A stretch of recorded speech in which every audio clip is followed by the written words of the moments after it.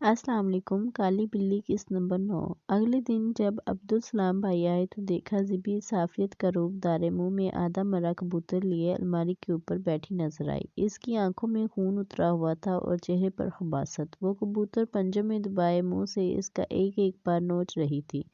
اور کبوتر بند کمرے میں کبوتر آیا کہاں سے؟ بھائی عبدالسلام کچھ دیر پڑھتے رہے اور وہ آرام سے کبوتر نوچ نوچ کے کھاتی رہی۔ اس کے پنجے اور منہ خون میں لتڑے ہوئے تھے۔ وہ اچھلتی کودتی الماری پر ٹہل رہی تھی۔ اچانک اس نے ایک دل خراش چیخ ماری اور اچھل کر زمین پر آئی۔ آغا جان کے سینے میں منہ چھپاتے ہوئے مجھے ان کی بے تحاشا تیز دھڑکن سنائی دی۔ وہ زمین پر اتر کے لوٹتی رہی۔ اس کی مانوس چیخوں کے سوا دوسری کوئی آواز نہیں تھی۔ وہ رو رہی تھی۔ روتے روتے اپنا منہ الماری پر رگڑنے لگی اور دیکھتے ہی دیکھتے اس کے چہرے سے تمام بال جھڑ گئے۔ اوہ میری بچی، میری زبی، میرا دل چاہا بھاگ کے اسے سینے سے لگا لوں۔ میں آگے بڑھی، آغا جان نے مجھے دبوچ لیا۔ بھائی عبدالسلام نے مجھے پیچھے مڑ کے دیکھا۔ ان کی آنکھوں میں جلال دیکھ کر میرے قدم وہیں جم گئے۔ اگلی نظر زبی پر پڑی تو وہ اسی بلی کی صورت میں موجود رو رہی تھی۔ بھائی عبدالسلام پڑھتے رہے اور پھر ایک وقت آیا کہ اس کے رونے میں کمی آئی۔ وہ پاؤں پسار کے بیٹھ گئی۔ ہلکے ہلکے سانس لے رہی تھی۔ پتہ نہیں کیا اول پھول بک رہی تھی۔ یہ شاید بات چیت پر آمادہ ہونے کا اشارہ تھا۔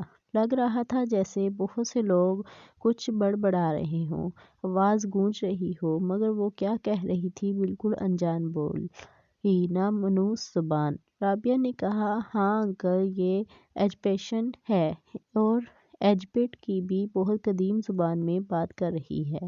بھائی عبدالسلام کے چہرے پر فاتحانہ مسکراہٹ آئی۔ بیٹی، یہ جو بھی میں کہوں آپ لفظ بہ لفظ وہی دہرائیں اس شاطر کی زبان میں، اور جو یہ کہے وہ ہمیں بتائیں۔ رابعہ نے اعصابات میں سر ہلایا۔ وہ عافیہ رابعہ پر لپکی مگر اتنی ہی تیزی سے دور جا گری۔ یہ شاید تعویذات کی کرامات تھے کہ وہ کسی کو نقصان نہیں پہنچا پا رہی تھی۔ وہ چوٹ کھا کے پھر تڑپ اٹھی۔ وہ مستقل بول رہی تھی اور رابعہ نے بتانا شروع کیا، کیا چاہتا ہے مجھ سے؟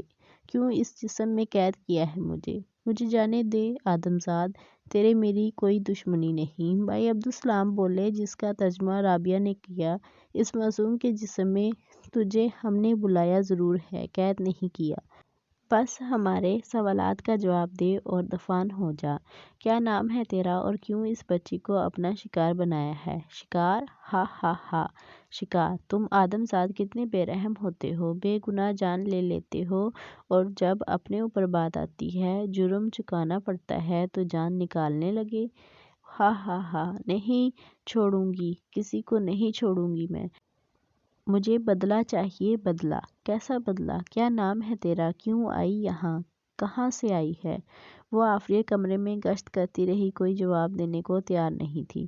بھائی عبدالسلام نے جیب سے ایک بوتل نکالی اور چلو میں پانی لے کر پڑھا، اس کی طرف اچھالا۔ وہ لوٹنے لگی اور بین کرنے لگی۔ یوں لگتا پانی نہیں تیزاب اچھالا ہو۔ اس کی جلد سے دھواں اٹھتا محسوس ہوا۔ ظالم آدم زاد، مجھے مجبور نہ کر، یہ بچی میرا نشانہ نہیں ہے۔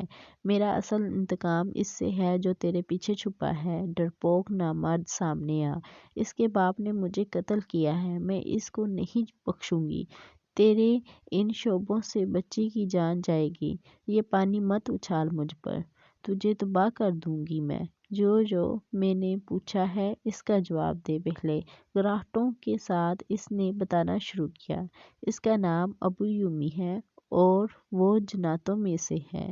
جناتوں میں سے ہے تو انسانوں میں کیا کرنے آئے ہیں؟ تجھے علم نہیں کہ انس و جن کے درمیان رب نے ایک فیصلہ بنایا ہے، ایک حد بندی قائم کی ہے، سزا کے مستحق تو ہے۔ تو نے حد توڑی ہے، اس میں آغا کا کوئی قصور نہیں۔ تو نے اسے مجبور کیا کہ وہ تجھ پر حملہ کرے۔ تو کیوں ان انسانوں کی اتنے نزدیک آئی اور اس بچی پر جھپٹی؟ وہ تلملانے لگی۔ میں نہیں جھپٹی، میں نے کوئی حملہ نہیں کیا، میں نے کوئی نقصان نہیں پہنچایا، پوچھ اس آدمزاد سے، میں کتنے دن سے اس کے گھر آتی رہی، میں نے کبھی گھر کے اندر قدم رکھا، کوئی نقصان پہنچایا، ڈرایا، دھمکایا، کسی پر سوار ہوئی؟ میں نہیں مانتی تیرا مذہب اور اس کے قانون۔ میری پوجا ہوتی رہی ہے مصر کے ایونیوں میں، جا کر دیکھ، میں دیوی ہوں۔ ابو یومی، تو جھوٹ بولتی ہے، مکار، تو نے بچی پر حملہ کیا اور اس کے باپ نے اپنی بچی کے بچاؤ میں تجھے مارا، جس سے تیری جان گئی۔ وہ پھر گرائی، میں نے حملہ نہیں کیا، میں کھیلنے لگی تھی اس بچی کے ساتھ، میں مہینوں سے بیٹھ کر ان کا کھیل دیکھتی رہی ہوں۔ اس دن ان کی بال میرے نزدیک آ گری اور میں آگے بڑھ کے اس آدمزاد نے ہتھیار سے مجھ پر حملہ کیا۔ اوہ میرے خدایا، یہ مجھ سے کیا ہو گیا؟ آغا جان سر پکڑ کے بیٹھتے چلے گئے۔ جانے انجانے انہیں لگا بلی حملہ آور ہوئی ہے، مگر بقول اس کے وہ زبی کے ساتھ کھیلنا چاہتی تھی۔ مگر کھیل بھی کیوں چاہیے کوئی جن انسان کے ساتھ؟ آغا جان نے کہا، بھائی عبدالسلام، میں ہاتھ جوڑ کر اس سے معافی مانگتا ہوں، مجھ سے غلطی ہو گئی، میں صرف اس کو اپنی بچی سے دور کرنا چاہتا تھا، اس کی جان لینے کا میرا کوئی ارادہ نہیں تھا۔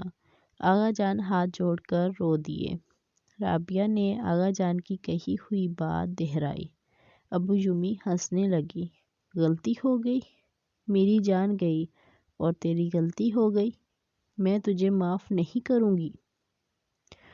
اب تو اپنی لڑکی میں ہمیشہ مجھے پائے گا اور تیری یہ غلطی تجھے برباد کر دے گی۔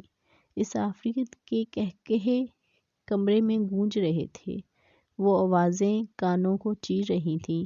اذکار کی کثرت اور خوف سے ہماری زبانیں خشک ہوئی جا رہی تھیں۔ بھائی عبدالسلام نے کہا، دیکھ ابو یومی، معاملہ صاف ہے، جو ہوا حادثاتی طور پر ہوا۔ آغا تیری جان لینا نہیں چاہتا تھا، اور ویسے بھی تیری جان گئی تو نہیں، تو مری تو نہیں، تو زندہ ہے اور قابض ہے۔ دیکھ یہ معصوم بچی، اس کا کیا قصور ہے، چھوڑ جا اسے۔ ویسے بھی وہ ایک جسم تھا جو مٹ گیا، تجھے جسموں کی کمی نہیں، معاف کر دے انہیں۔ تیرا تعلق جس بھی مذہب سے ہو، کوئی مذہب بے گناہ کو سزا نہیں دیتا۔ بات مان، بے گناہ؟ یہ میرا گناہ گار ہے، جسم کے بدلے جسم۔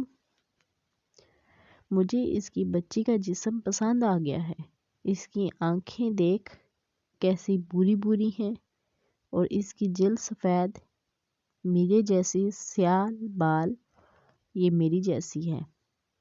مجھے اس کا جسم چاہیے، بس اب مجھے آزاد کر، مجھے اس جسم سے نکلنے دے، ورنہ میں اس بچی کو مار دوں گی۔ اب پانی سر سے گزر چکا تھا اور بدلے کی آگ میں ابو یومی اندھی ہو چکی تھی۔ وہ کسی قیمت پہ زبا کو چھوڑے گی، اس سے کوئی بید نہیں تھی کہ وہ زبا کو مار دیتی۔ بھائی عبدالسلام کو بھی اس بات کا اندازہ تھا۔ انہوں نے ایک آخری کوشش کی کہ ابو یومی زبا کو ہمیشہ کے لیے چھوڑ جائے۔ ہمارے انجانے میں ہوئی خطا معاف کر دیں۔ مگر وہ بے ضد تھی۔ یہ مخلوق طاقت کے ضم میں ڈھیٹ ہوتی ہیں۔ بھائی عبدالسلام نے اذکار بلند کی اور بوتل میں سے پانی کے چھینٹے پڑھ پڑھ کے زبی کی طرف اچھالے۔ وہ تڑپنے لگی جیسے پانی نہیں تیزاب کے چھینٹے ہوں۔ اس کی جلد پر ابلے پڑنے لگے۔ او میری زبی! مگر بھائی عبدالسلام نہیں رکے۔ ہم سب کو ایک طرف کر کے وہ یہ عمل دہراتے رہے۔ بالآخر وہ بے دم ہو کے بیٹھ گئی۔ بھائی عبدالسلام آگے بڑھے اور پڑھ پڑھ کر پھونکتے رہے۔ وہیں اس کے پاس بیٹھ گئے۔ وہ بے سد پڑی تھی۔ پڑھان پوری کرتے کرتے ابو یومی زبی کا بدن چھوڑ کے جا چکی تھی۔ زبی اصلی حالت میں آ گئی۔ بھائی عبدالسلام نے جیب سے ایک کالے رنگ کا چمڑے سے منڈا تویز نکالا اور زبی کے گلے میں ڈال دیا۔ تویز کے گلے میں پڑتے ہی ایک اندیکھی نحوست چھٹتی ہوئی محسوس ہوئی۔ کچھ روشن ہوا تھا۔ آغا جان نے اپنی بات ختم کی اور میں نے بوتل سے منہ لگا کے بہت سا پانی حلق میں انڈیلا۔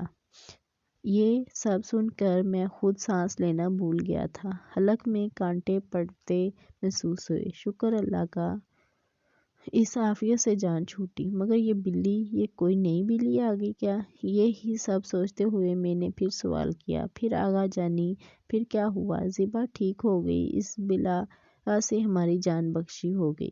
بھائی عبدالسلام نے بتایا کہ یہ مخلوق بنی ہی آگ سے ہے۔ اس کو جلایا یا مارا نہیں جا سکتا، قید کیا جا سکتا ہے یا دور کیا جا سکتا ہے۔ اس کا واحد حل حفاظت کے تجویزات اور اذکار ہے۔ میں نے عملیات کے زور پر اسے دفن کر دیا ہے۔ بس اب یہ خیال رکھیں کہ یہ اذکار، آیات روز بلاناگا آپ یا آگا دم کریں، چھینٹے دیں۔ اس بات کو یقینی بنائیں کہ یہ تعویذ کبھی گلے سے نہ اتارا جائے، اور ایک بات، جتنی جلدی ہو سکے یہ حویلی چھوڑ دیں۔ آغا جان اور میں رابعہ اور بھائی عبدالسلام کے بہت ممنون تھے۔ انہیں تحائف دینے چاہے۔ اذان میاں اگر وہ آغا جان سے ان کا سب کچھ بھی مانگ لیتے تو ہم انکار نہ کرتے، بخوشی سب کچھ ان پر نچھاور کر دیتے۔ مگر یہ ہی ظرف ہوتا ہے اللہ والوں کا، ان میں طمع نہیں ہوتی، لالچ نہیں ہوتا۔ وہ اللہ اور اس کے محبوب کی خوشنودی کے لیے یہ سب کرتے ہیں۔ دنیاوی مال و دولت ان کے لیے بیکار تھی، وہ ہماری خوشی میں خوش تھے۔ انہیں دعاؤں کے سوا کوئی صلہ درکار نہ تھا۔ کہنے لگے، صبیحہ بھابی، دعوت ادھار ہے آپ پر، اب ایک کی جگہ 3 مہمانوں کی مہمان نوازی کرنی پڑے گی آپ کو۔ بیٹا 3 کی کیا، 3 کے 300 بھی ہوتے تو ہماری سر آنکھوں پہ تھے۔ ہمارے گھر کی رونق لوٹائی تھی اللہ کے حکم سے، ہم تو نہال تھے۔ پہلی بار آغا جانی مسکرائی تھیں، مگر مسکراہٹ میں بھی درد تھا۔ فجر کی اذانیں ہو رہی تھیں اور عبادت کے احتیاطی کے طرف روانہ ہوئے، اور میں مسجد فجر ادا کر کے میں یہ دعا کرتا رہا، یا رب، اب بھی آج کی دنیا میں بھی کوئی ایسا اللہ والا ہے، کوئی مرد مومن جو زیبا کو اس مصیبت سے نجات دلا سکے۔ اے رب رحیم، تیرے قبضے قدرت میں کیا نہیں، غیب سے اسباب پیدا فرما، ان کی مدد فرما۔